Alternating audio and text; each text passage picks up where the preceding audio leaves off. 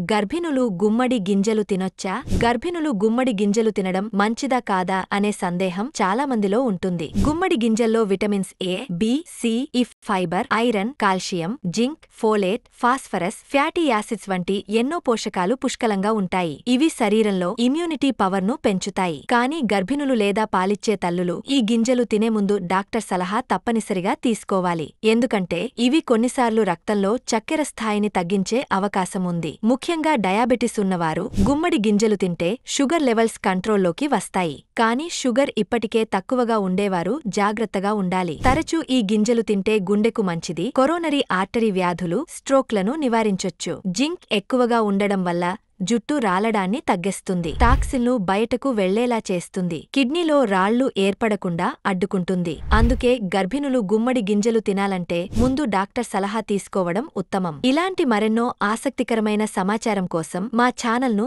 Subscribe చేసుకోండి.